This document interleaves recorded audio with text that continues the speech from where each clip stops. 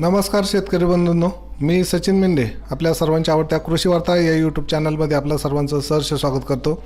शेतकरी बंधूंनो, बरेच आपल्या शेतकरी बांधवांच्याच कमेंट आले की सर आम्हाला लसूण लागवडीविषयी माहिती द्या, म्हणून मी आज आपल्यासाठी घेऊन आलो आहे लसूण लागवडीचं व्यवस्थापन। त्याच्यामध्ये हवामान, लागवडीचा हंगाम, जमीन कशी पाहिजे, सुधारित जाती, बियाणं, त्याचबरोबर पूर्व मशागत, रानबांधणी, त्याचबरोबर आंतरमत मशागत आणि तणनाशकाचा वापर कसा करायचा, खत व्यवस्थापन कसं करायचं आणि पाणी व्यवस्थापन आणि काढणी, या सगळ्या गोष्टी आपण आजच्या या व्हिडिओमध्ये बघणार आहे। त्यासाठी मित्रांनो, हा व्हिडिओ आपण शेवटपर्यंत बघत राहा आणि व्हिडिओ जर आवडला तर व्हिडिओला लाईक करा। काही शंका असतील तर त्या शंकासुद्धा कमेंटमध्ये टाका, जेणेकरून मला आपल्या शंकांचं निरसन करता येईल। तर शेतकरी बंधूंनो, आपल्याला माहीतच आहे की भारतामध्ये मध्य प्रदेश, गुजरात, ओरिसा, राजस्थान, उत्तर प्रदेश आणि महाराष्ट्र ही राज्य लसूण लागवडीमध्ये आघाडीवर आहेत। महाराष्ट्रामध्ये सुद्धा पुणे, नाशिक, धुळे, अहमदनगर, जळगाव व सातारा हे लसूण पिकवणारे प्रमुख जिल्हे आहेत। लसणाच्या अधिक उत्पादन देणाऱ्या जातींची लागवड व योग्य पीक उत्पादन पद्धतीचा अंगीकार करून अधिक उत्पादन घेणं गरजेचं आहे।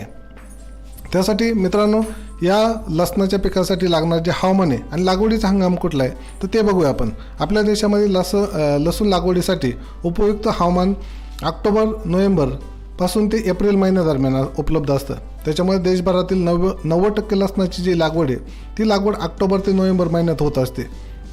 लसूण हे तापमानास संवेदनशील असे पीक आहे, त्याच्यामुळे भरपूर व दर्जेदार उत्पादनासाठी लागवडीचं योग्य हंगाम साधणं अतिशय आवश्यक असतं।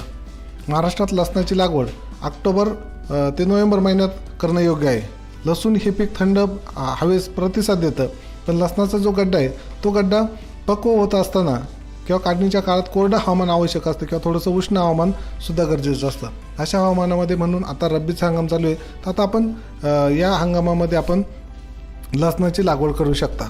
त्याच्यानंतर या पिकासाठी, लसूण पिकासाठी लागणारी जी जमीन आहे ती जमीन कशी निवडली गेली पाहिजे, तर लसणाचा जो गड्डा आहे तो गड्डा जमिनीत पोसत असल्या कारणाने पाण्याचा उत्तम निचरा होणारी, त्याचबरोबर भुसभुशीत आणि कसदार जमीन लागते। जमिनीचा सामू म्हणजेच pH म्हणतो आपण त्याला, तो 6 ते 7 असावा। जास्त क्षारयुक्त जमिनीत उत्पादन कमी होतं। मध्यम काळ्या जमिनीत सेंद्रिय खतांचा जर चांगला पुरवठा केला, म्हणजे शेणखत, हिरवळीचं खत किंवा अजून कुठले सेंद्रिय खतं असतील ते जर आपण त्याच्यामध्ये टाकले तो जास्त उत्पादन घेता येतं। त्याचबरोबर जास्त काळ्या किंवा भारी काळ्या, चोपण, मुरमाड व हलक्या जमिनीमध्ये गड्डा नीट पोचत नाही। त्याच्यामुळं अशी जर जमीन आपण या पिकासाठी निवडणार असेल तर ती निवडू नये। त्याच्यानंतर ही जे लसूण आहे, या लसूण पिकाच्या जाती कुठल्या आहेत किंवा सुधारित वाण कुठले आहेत, तर पूर्वी जामनगर, महाबळेश्वर, लाडवा, मलिक, फवारी, त्याच्यानंतर आमलेटा व राजेली गड्डी इत्यादी नावाने ज्या जुन्या जाती त्या किंवा ज्या पारंपरिक जाती त्या प्रचलित आहेत किंवा होत्या। गेल्या 10-12 वर्षामध्ये वेगळ्या पद्धतीचं संशोधन करून अनेक वेगवेगळे जे वाण आहेत ते वाण सुधारित किंवा विकसित वाण तयार करण्यात आले आहे। या संशोधनामधून Godavari selection 2, Shweta selection 10, agri found white, Yamuna सफेद, G1, GG2, G282, G323, फुले बसवंत, भीमा ओंकार इत्यादी चांगले वाण किंवा सुधारित विकसित केलेले जे वाण आहेत ते वाण आपण याच्यामधून एखादं वाण निवडून लावू शकता। आता त्याच्यानंतर बियाणं आणि लागवड, लसणाचे बियाणं किती पाहिजे आणि लागवड कशी केली पाहिजे, तर लसणाची लागवड ही पाकळी लावून केली जाते। त्याची जी लसणाची कांडी ती फोडून त्याच्यामध्ये पाकळ्या निघतात, ती पाकळी लावून लसणाची लागवड केली जाते। यासाठी सुधारित जातीचं शुद्ध आणि खात्रीलायक बियाणं वापरणं गरजेचं आहे। त्याचबरोबर पाकळ्या वेगळ्या करताना वरचा जो पापुद्रा असतो त्या पापुद्रा किंवा पाकळ्यांना इजा होणार नाही याची आपण दक्षता घेतली गेली पाहिजे। साधारणपणे 1 ते 1.5 ग्रॅम वजनाच्या ज्या पाकळ्या आहेत त्या पाकळ्या लागवडीसाठी वापरू नये, म्हणजे ज्या बारीक पाकळ्या किंवा निरुपयोगी ज्या पाकळ्या असतात त्या पाकळ्या लागवडीसाठी वापरू नये। लहान पाकळ्या लावल्या तर गड्डा उशिरा तयार होतो किंवा उत्पादन कमी मिळतं। त्याचबरोबर मागील हंगामात तयार झालेले व थंड कोरड्या जागेत साठवून पुरेशी विश्रांती मिळालेले जे बियाणे मोठ्या आकाराचा गड्डा असेल ते लागवडीसाठी निवडावं। 1 हेक्टर क्षेत्र लसूण लागवडी करता, म्हणजे 2.5 एकर क्षेत्रावरती जर आपल्याला लसूण लागवड करायची असेल तर त्याच्यासाठी पाकळ्यांचं जर वजन घेतलं तर आपण 300 ते 500 किलोग्रॅम लसणाच्या पाकळ्या लागतात। 300 ते 500 किलोग्रॅम 2.5 एकरासाठी हे लसूण लागतो। हे झालं बियाणं। तर त्याच्यानंतर रानबांधणी किंवा पूर्व मशागत कशी केली गेली पाहिजे, तर उन्हाळ्यामध्ये जमिनीची खोल नांगरट करून 2-3 कोळवाच्या पाळ्या देऊन जमीन सपाट करावी। लसणाचे गड्डे जमिनीत पोसत असतात, त्याच्यामुळे त्याची मुळं मुळं 15 ते 20 सेंटीमीटर खोलीपर्यंत जात असल्यामुळे जमीन 30 ते 40 सेंटीमीटरचा खालचा जो भाग आहे तो भुसभुशीत असणं गरजेचं आहे. शेवटच्या कोळवाच्या वेळी जमिनीमध्ये हेक्टरी 25 ते 30 टन चांगलं कुजलेलं शेणखत आहे ते शेणखत जमिनीत मिसळलं गेलं पाहिजे. लसणाची लागवड सपाट वाफ्यात केली जाते किंवा सरीवरंबा पद्धतीनं सुद्धा केली जाते. त्यासाठी जमिनीच्या उताराप्रमाणे 4x2 किंवा 3x2 मीटर आकाराचे सपाट वाफे तयार करून जमिनीचा उतार जर जास्त असेल तर ते अंतर कमी ठेवावं. अशा पद्धतीनं आपण लागवड करू शकता. निवडलेल्या ज्या पाकळ्या त्या पाकळ्या सपाट वाफ्यामध्ये रुंदीशी समांतर अशा 15 सेंटीमीटर अंतराच्या खुरप्याने रेगा पाडून त्याच्यामध्ये 10 सेंटीमीटर अंतरावरती 2 पाकळ्यांचं अंतर हे 10 सेंटीमीटर असावं आणि 2 रेगांचं अंतर आहे ते 15 सेंटीमीटर असावं. अशा पद्धतीनं पाकळ्या उभ्या करून कोरड्या मातीने त्या लागवड करून त्याच्यावरती माती घालून झाकून ठेवाव्यात आणि त्याच्यानंतर त्याला पाणी द्यावं.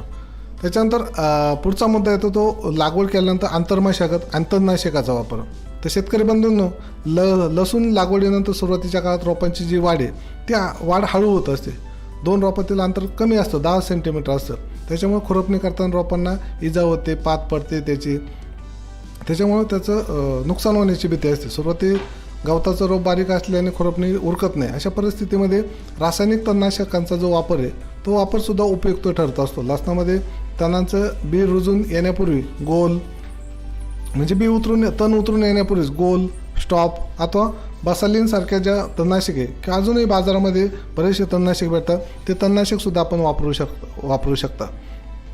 त्याचबरोबर साधारणपणे 30 ते 35 दिवसाचं लसूण पीक झाल्यानंतर गवताची उगवण झाल्यास जर खुरपणी आवश्यक असते. खुरपणीमुळे जमिनीचा जो वरचा भाग आहे तो वरचा भाग मोकळा होऊन जमिनीमध्ये हवा खेळती राहते आणि पीक चांगल्या प्रकारे येतं. लवाळा व हरळीचा बंदोबस्त पूर्व मशागतीनेच होऊ शकतो. खोल नांगरट करून लवाळ्याच्या ज्या गाठी किंवा हरळीच्या ज्या काश्या आहेत त्या काश्या वेचून आपल्याला चांगला प्रभावी उपायसुद्धा करता येतो.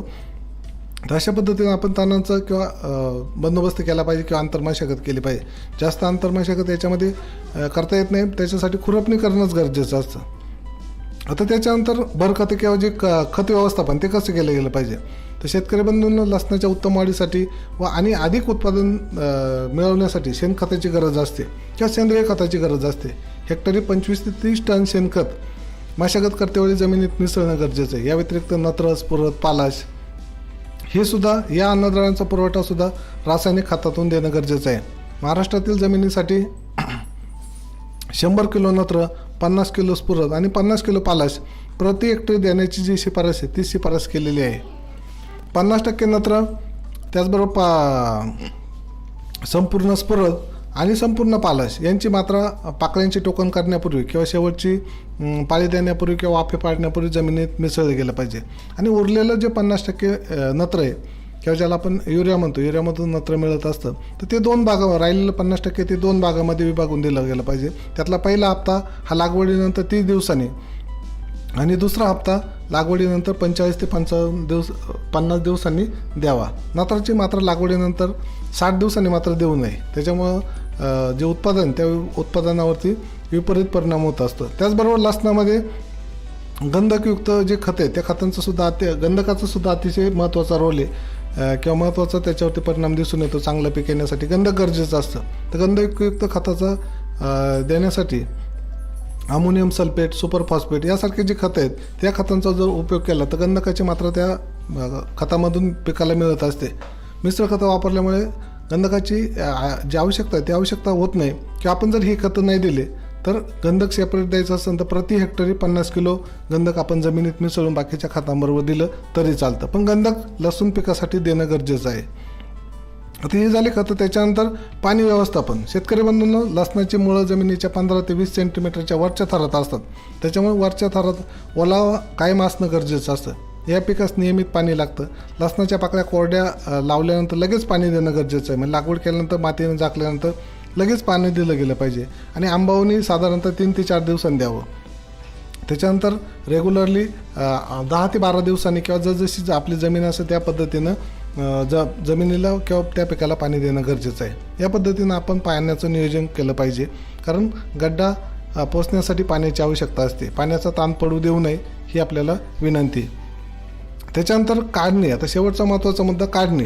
तर लसणाचं पीक साधारणपणे लागवडीनंतर 120 ते 130 दिवसात काढणीला येतं. गड्ड्यांची किंवा जे आपण कंद म्हणतो त्या लसणाचा कंद किंवा गड्ड्यांची पूर्ण वाढ झाल्यानंतर पानाची वाढ थांबते, पानं पिवळी पडतात, शेंडे थोडे वाळायला सुरुवात होते. त्याच्यानंतर जे पानं आहेत ती पानं पूर्ण वाळण्यापूर्वीच काढणी केली गेली पाहिजे. पूर्ण पानं वाळू देऊ नये. पानं थोडीशी हिरवी असतानाच काढणी केली गेली पाहिजे, जेणेकरून पानांची जी वेणी आहे ती वेणी बांधणं सोपं जातं. लसूण लहान कुदळीने किंवा खुरप्याने खोदून काढावा. काढलेला लसूण 2 ते 3 दिवस तसाच शेतामध्ये झाकून ठेवावा. म्हणजे ठेवताना जो गड्ड्याचा भाग आहे तो पानाखाली किंवा त्या लसणाच्या पातीखाली झाकला जाईल याची काळजी घ्यावी. जसं आपण कांद्याला करतो तशाच पद्धतीने 1-2-3 दिवस तो शेतामध्ये तसंच मुरू द्यावा. 2 दिवसानंतर पानं आंबट ओली असताना 20 ते 30 सारख्या आकाराच्या गड्ड्यांची किंवा लसणाचे त्या गड्डे आहेत त्यांची वेणी बांधावी. बाजारात विक्रीसाठी पाठवताना वाळलेली पात कापून गड्ड्यांची जी प्रतवारी किंवा ग्रेडिंग म्हणतो आपण त्याला ती करून बारदाण्याच्या गोणीत भरून विक्रीसाठी पाठवावी. या पद्धतीने शेतकरी बांधवांनी जर लागवडीचं तंत्रज्ञान आत्मसात केलं तर रब्बी हंगामामध्ये आपल्याला भरपूर प्रमाणामध्ये लाभ मिळून जास्तीचं उत्पादन आपल्याला काढता येईल. तर अशा पद्धतीनं शेतकरी बंधूंनो आपण लसणाचं उत्पादन घेऊ शकता. मित्रांनो, हा व्हिडिओ आपण शेवटपर्यंत बघितला याबद्दल आपले खूप खूप धन्यवाद. व्हिडिओ जर आवडला असेल तर व्हिडिओला नक्की लाईक करा. व्हिडिओ इतर शेतकरी बांधवांपर्यंत शेअर करा. काही शंका असतील तर त्या शंकासुद्धा कमेंट करा. त्या शंकांचं नक्की निरसन केलं जाईल. तर मित्रांनो, चला आजच्या या व्हिडिओमध्ये मी इथेच थांबतो. जाण्यापूर्वी आपल्याला एक विनंती, या चॅनलवरती जर आपण नवीन असाल तर चॅनल सबस्क्राईब करून शेजारील बेल आयकॉन हे बटन जरूर दाबा. चला मित्रांनो, इथेच मी आपली रजा घेतो. इथेच थांबतो. पुन्हा भेटूया एका नवीन व्हिडिओमध्ये नवीन माहितीसह. तोपर्यंत जय हिंद, जय महाराष्ट्र, जय जवान, जय किसान.